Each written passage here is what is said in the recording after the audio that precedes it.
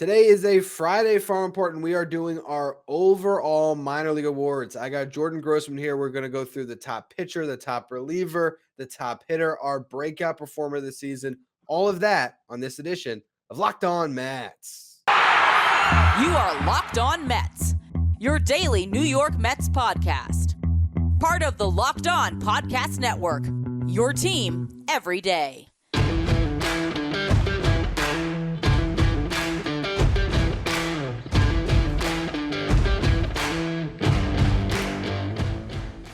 Hello to all you amazing Mets fans. You're watching Locked On Mets, part of the Locked On Podcast Network, your team every day. I'm your host, Ryan Finkelstein. If you want to find any of my work, follow me on Twitter at FinkelsteinRyan. You can also find some of my writing at justbaseball.com, where I work as the managing editor. You can find us on Twitter at Locked On Mets, where Jordan Grossman is doing great work with Josh Finkelstein. And here we are. First Friday Farm Report with you on the show for the offseason. We're going to be recapping what was the 2022 year in the Mets farm. And the best way to start was to go through some overall awards here across the system. We're going to start right now. I guess we'll ease into pitcher of the year and go with reliever of the year. And I know you wanted to mention a guy that I was discussing just last week about the Arizona Fall League, which is Grant Hartwig. He looks like a guy that I think has a chance to be a big part of the Mets next season. Yeah, so he put together a really impressive 2022 campaign. Came into the year, he pitched a little bit in low A last season. Wasn't really all that well known in the system, but just had a huge rise this year. I'll go through some of his numbers. He started the year in St. Lucie again. Put up a 4.3 ERA in 10 appearances, but then the Mets decided to move him up to Brooklyn, where in 11 appearances, he had a 0.59 ERA and 14.1 strikeouts per nine. And then after those 11 games, they moved him up to Binghamton. In 16 games with Binghamton, he had a 1.14 ERA and a 12.9 strikeout rate. And then for the final two games of the season, he actually made his way up to Syracuse because he was so dominant in Binghamton. Didn't give up an earned run in 3 innings there, 2 walks, 4 strikeouts. So this is a guy that could go from starting the year in low A to now he has a chance to be in a major league bullpen probably by early May. So I think just because of that, he deserves this minor league reliever of the year award. I think that what you mentioned about going up to AAA and the fact that he was then asked to go into the Fall League, because they want him to keep pitching, it shows you, what they're putting into his development. They really believe in him. And when we look at the bullpen next season, and we're in off-season mode now, there's a lot of building that has to be done. Even if they bring back Edwin Diaz, which I think a lot of us are assuming is going to happen, you're looking at Edwin Diaz, Drew Smith, and a lot of question marks. Actually, this is a good time to mention this because I had a couple of people tell me I was wrong the other day when I was discussing the bullpen on Joely Rodriguez. If you go to Baseball Reference and Spotrac, it says he's under team control for 3 more seasons. He had a contract structure that he can become a free agent again after this season. So again, that just leaves you with, really right now, it's like Drew Smith and Bryce Montes-Diaca on the 4. There is not a ton of guys that you're looking at who you would expect to be able to pitch big innings next year out of that bullpen. You have Yon Lopez is of the world and Yennsy Diaz and some of those guys, but I don't think any of us are super confident in them. So Grant Hartwig is a name that we should be looking at because if he can, contribute and be maybe I compared him to Colin Holderman. Could he be this year's Colin Holderman? And maybe they'll hold on to him or they'll trade him for like Rowdy Tellez at the deadline. We'll find out what happens. Yeah, so like you said, this team is basically just right now it's Drew Smith as like the only real controllable guy going forward, and then Montes-Diaca. They're gonna need a couple. They'll obviously sign 3, 4, maybe 5 guys to add to their bullpen, but they're gonna need some of these guys internally to take a step up and really develop if they're gonna have a similar 2022 season. It's really important for, you look at teams like the Dodgers where they have so many guys internally that just hit year after year after year. The Rays, they pulled 2 to 3 guys out of their asses that just become these insane, sub 2 ERA guys for an entire year, maybe even further than that. The Mets need that kind of development from a couple of guys internally if they're going to be a really good team in 2023. And I think Grant Hartwig is one of those guys that they're hoping to see that kind of development from. Yeah, they need to do that, and they also got to find some of these diamonds in the rough around the league. Like the fact that Rafael Montero is pitching in a combined no-hitter for the Astros and is one of the more dominant relievers in baseball is still mind-boggling, just like Paul Sewald out in Seattle. So the Mets maybe have to try to not let some of those guys walk and end up turning into players elsewhere. But let's get into the big ticket when it comes to the pitchers. Our pitcher of the year, we're going with Dominic Hamill. What do you think made him worthy of that great distinction of being the Locked On Mets pitcher of the year? So Hamill was the Mets' third round pick in 2021. I was really high on this pick. Really ridiculous spin rates coming out of college. This is something that the Mets' new analytics team, led by Ben Zalsmer, they really emphasize high spin rate when it comes to evaluating draft prospects, especially on the pitching side. So bringing in Hamill was a big plus for them. And then this year he came out and was really, really good. 3.25 ERA in 24 starts across low A and high A. 12.0 strikeouts per nine, 1.08 WHIP. The walks are still a little bit of an issue for him. He has to bring them down a little bit. It was a 4.0 walk rate. So that's a little bit of an issue. But like I said, he was really terrific all year. Pitched 119 innings, which is a career high for him. Even dating back to high school, he's never pitched so many innings in his career. So it's nice to see that. And then going forward, I think he's going to be a guy who's probably going to start the year in Binghamton. And depending on how his development goes, he could also be a guy who you have as a depth piece for next season. Yeah, I mean, right now we're looking at the depth on this team, and it's Jose Budo, kind of the one guy in the farm system on the 40 that could contribute to the rotation next year. So having Hamill filter into the pipeline's big. And you mentioned that low whip and a higher walk rate.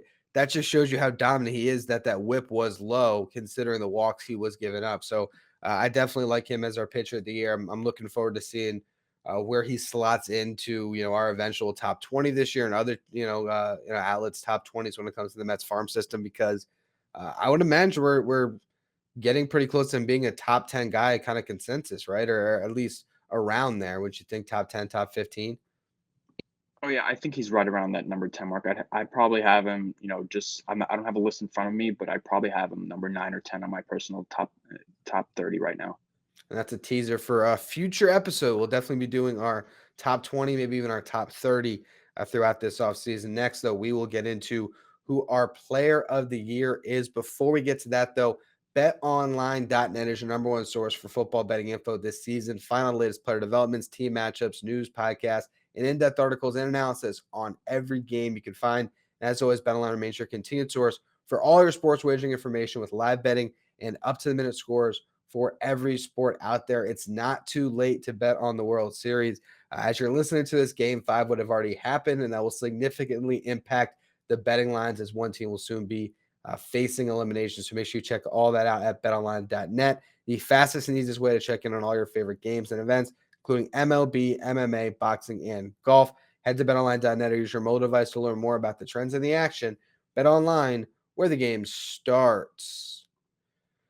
All right, so we are now on to the most important discussion of the day here, our player of the year. And look, you and me throughout the season discussed the top 3 prospects that the Mets have here, or at least when it comes to their proximity to the big leagues, ad nauseum. All of them, shockingly, made a debut. We did not see that coming, particularly Francisco Alvarez in the last week of the season, getting the call and then being on the playoff roster. Mark Vientos, we got to see. Brett Beatty, we saw first. Fortunately, an injury ended his season. But here we are trying to distinguish which one deserves the honor of being our player of the year. And I think we're split here. Alvarez, Beatty. So let's start with the numbers here. We'll begin, I guess, with Francisco Alvarez. We saw his season, gets off to a fast start. Then he hits a really big period of struggle, comes out of it, earns that promotion to AAA. And really, I think that alone was a successful season for Alvarez, what he did in AA Binghamton this year. Yeah, basically Alvarez was terrific all throughout the year. Like you said before, it was kind of shocking, that call up. I really wasn't expecting it, especially after the ankle injury that he had. but he was terrific. He set a goal for himself in February, saying, "I want to make this team. I want to be in the big leagues this season." And people heard that and were like, "Okay, he's a kid. He's a little naive. He thinks he's gonna make it up." But he made it, and he was absolutely terrific all throughout the year. Like you said, he struggled for the first month when he went to Syracuse. But it was absolutely amazing to watch his 2022. I still can't believe a 20-year-old catcher made his way up to the big leagues. It's nuts, and we saw the power on full display. Throughout the minor league season, we even got a glimpse of it. In that series against the Nationals, the final one of the year, where he's able to hit a home run. And obviously, I think if we project forward, there's no doubting, who needs to be kind of the best player of this trio, and it's Alvarez, because so much is really staked to him solidifying that catcher position, and really the kind of value that he would bring to have that type of an offensive force behind the plate. Can he develop enough with the glove to be ready to fill in full time next year is the big question. But he certainly had a season that deserves the recognition. Yet I think both of us continue to come back to Brett Beatty here, and he was the first one that got the call for a reason. Part of it, I guess, was due to what would complement Eduardo Escobar as opposed to Mark Vientos, but it was also the fact that he has gotten the glove to a point where they trusted it a little bit more than Vientos playing third base. And I think between that, what we saw in Double-A, the way he stopped hitting the ball on the ground as much, started to get a little more lift.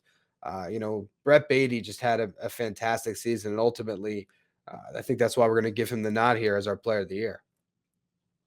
Well, yeah, like you said, it was close between Beatty and Alvarez. But just looking at Beatty's overall numbers, when you look at the Mets minor league leaders for all qualified hitters, he led every single player in batting average, OBP, and slugging. So, There you and go. also weighted runs created plus. So he was the best offensive player in the system by far. Alvarez, I think it's close because he is a few years younger, and at the catching position, it's just hard to find that kind of production. So that's why we considered it, kind of a close race.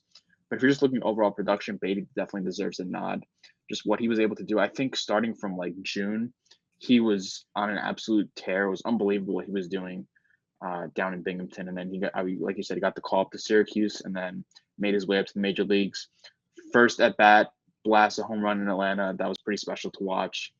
But yeah, the defense was a little bit shaky when it came to the majors. I think a lot of people had concerns about it, but it's I think those are just some early jitters for him. He's gonna work out just fine at third base. He's not a Mark Vientos over there. He's not JD Davis or Wilmer Flores.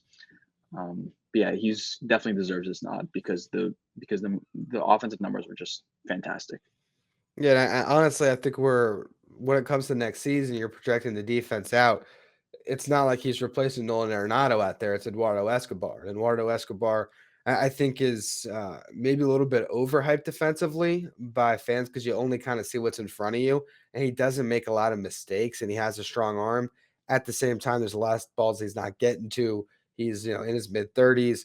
I think Brett Beatty can actually be a little bit quicker at third base. After he gets his feet wet at the big league level than Escobar, which again, it's not a high bar that he's climbing, but certainly one I think he can get over. And I think, and I want to get your take on this.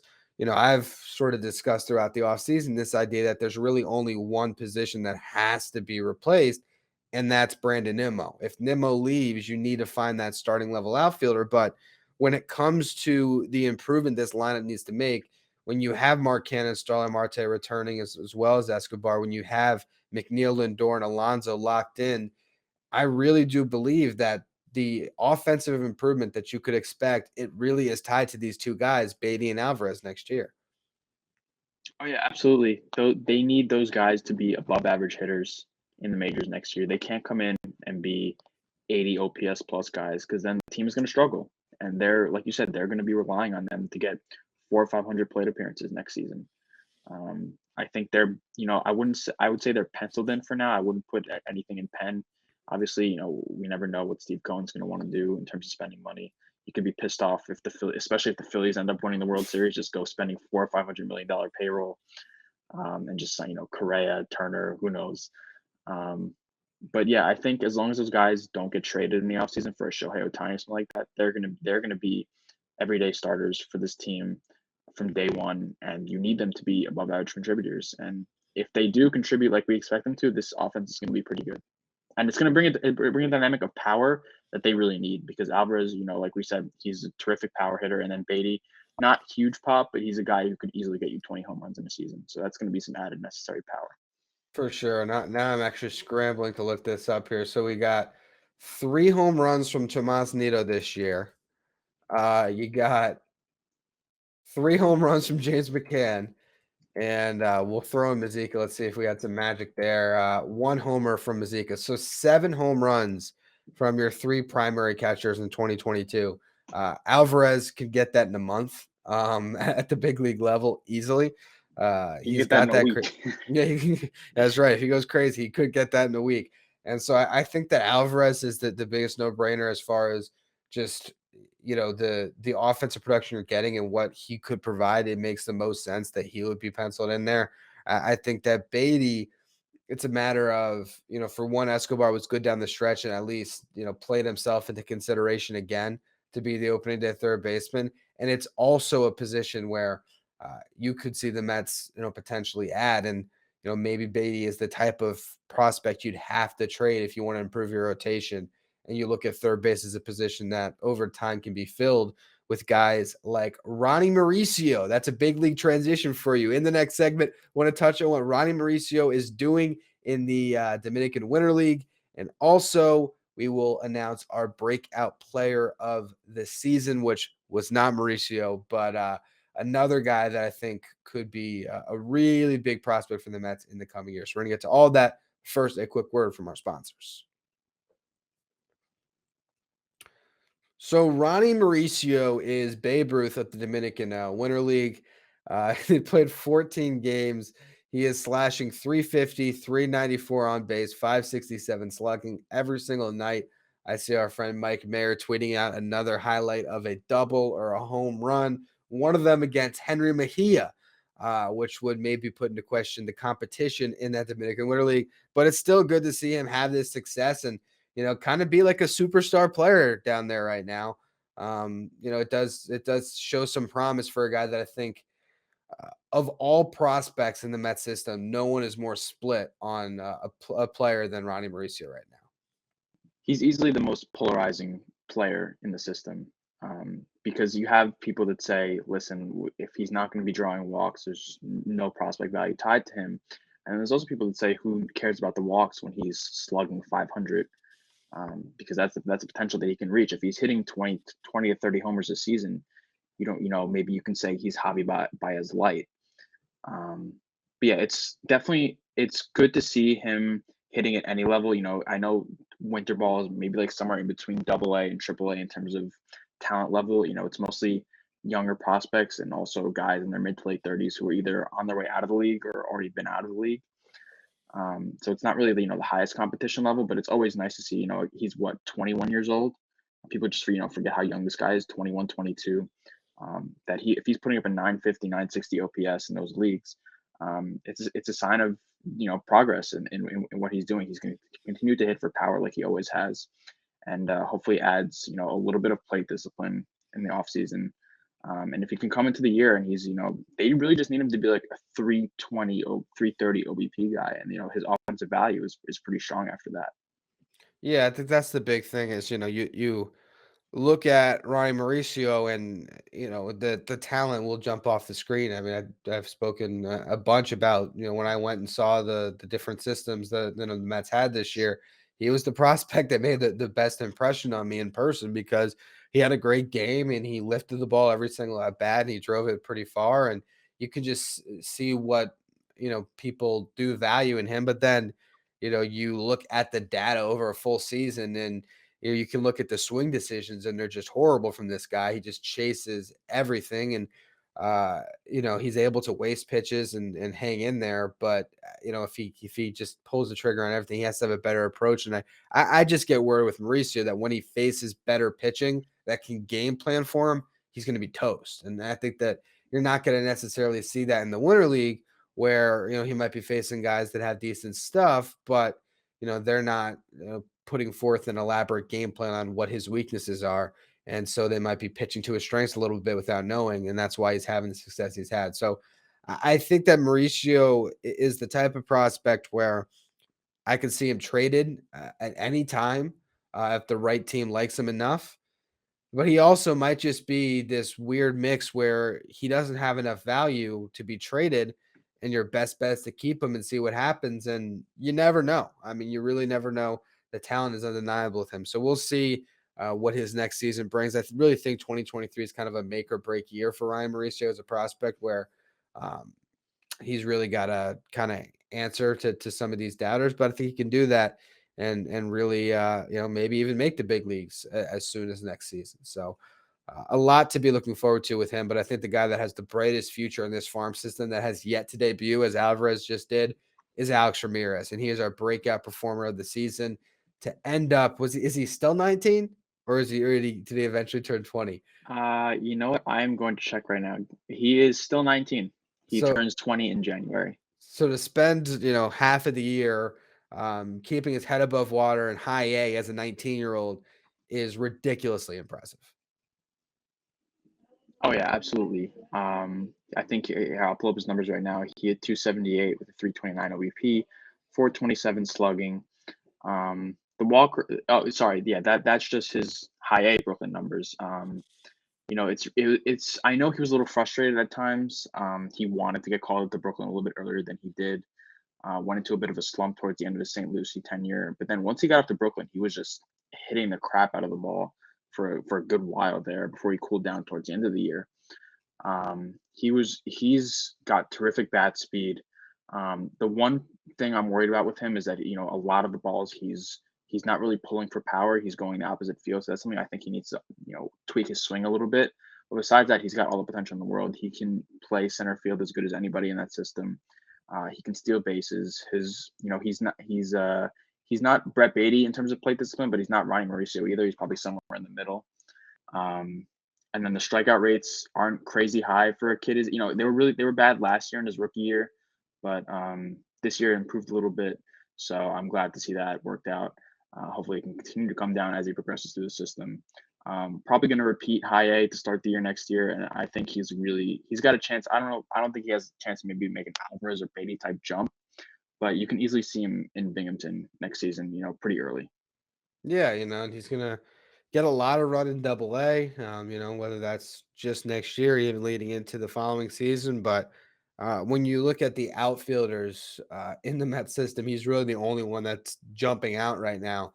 And when you look at the outfielders at the big league level, you got Marte for 3 more years, you got Canna for 1. You don't know what's happening with Nimmo. Even if Nimmo got a contract, I mean, you could eventually see Nimmo slide into left field for Alex Ramirez in 2 to 3 years. So I think that Ramirez is a prospect that the Mets need to keep right now. I think that outside of Alvarez, I would almost call him the most untouchable prospect in this system, and that's including Brett Beatty, simply just because I think based on position, you just need to have some type of future answer in center field. We're seeing in the market right now, if they don't re-sign Nemo, it's just so hard to find a center fielder. And luckily, they had the luxury of having Marte, so they don't have to get a center fielder this year. But you also don't necessarily want Marte to be playing much more center field beyond next season. So I think because of the position, I look at him as the most untouchable prospect outside of Alvarez in this system right now. What do you think about that?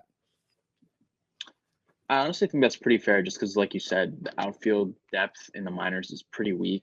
And then if you do end up losing Nimmo, you have the luxury of sliding Marte over there. But what, he's 34, 35.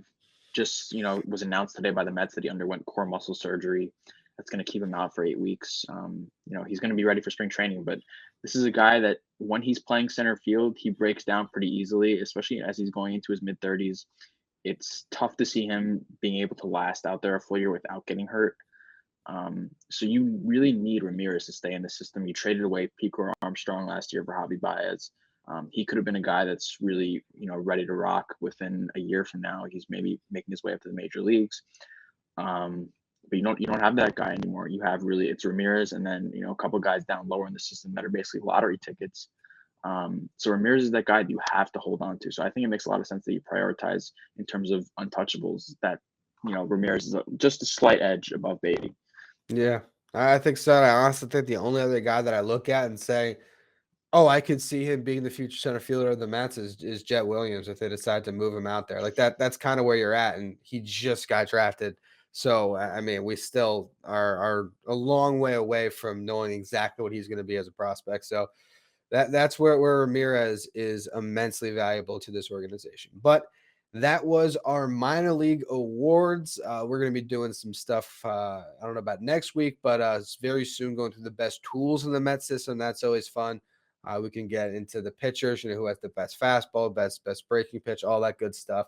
And we will also at some point be rolling out our top 20 prospects, which is always a fun episode. So make sure you're following along. Make sure you follow me on Twitter at Finkelstein Ryan. You can follow Jordan at Mets Fan Since 02 or follow the work he's doing at Locked On Mets on Twitter. Thank you for making Locked On Mets your first listen every day. Now, for your second listen, check out Locked On Sports Today. Peter Bukowski has you covered with everything going on in the sports world, breaking news, instant game reaction, and more. You can follow Locked On Sports Today on the Odyssey app, YouTube, or wherever you get podcasts.